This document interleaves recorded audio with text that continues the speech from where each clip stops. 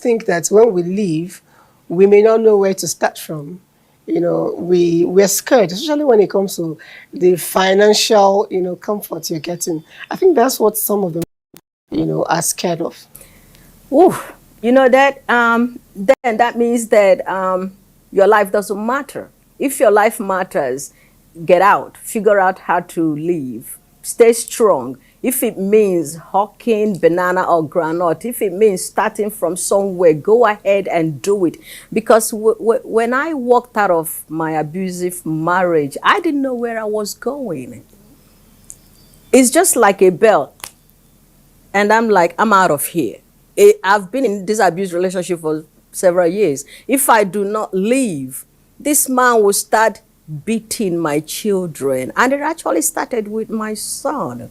And I said, no, I have a son and I have 2 girls. If I stay and my children, will see their own father beating their mother, by the time you know it, he will start beating all of them.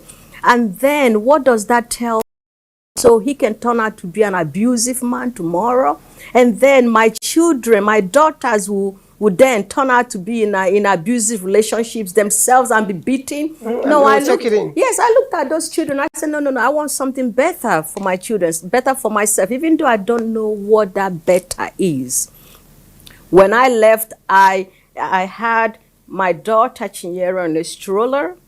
I carried Chioma right here in the baby bag, and I held my son Kirum, my hand, and we pushed the stroller, and that was it. We had no place to go. There was no house. There was no money. There was no food. There was nothing. All I knew is that I was going somewhere. It worked out because I had the courage. I looked at those 3 children and I said, you 3, you are my life now, and I have to protect you 3. I don't want you to go there. I don't want to cry.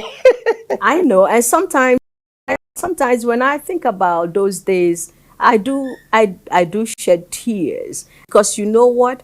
In that relationship, he made me believe that he was my life, and without him, I cannot get far in life. Without him, I cannot eat. Without him, I can survive. He was providing everything, and at that particular time, I kind of believed that. But at one time, I said, you know what?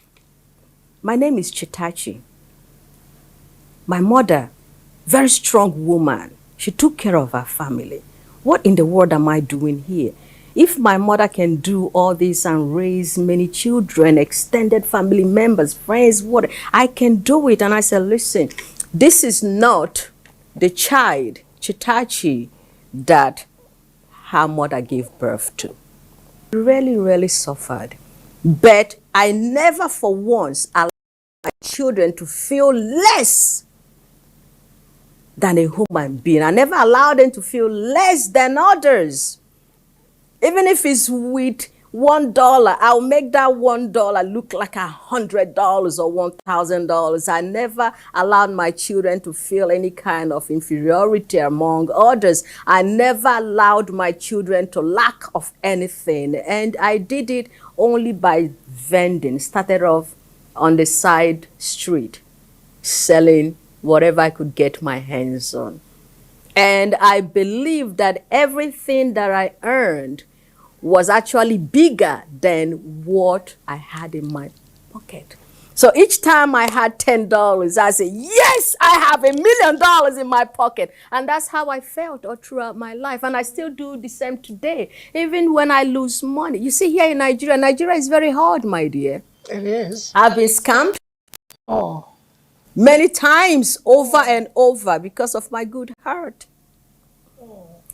And that's why the people in the diaspora, they don't like coming home, especially those that want to give.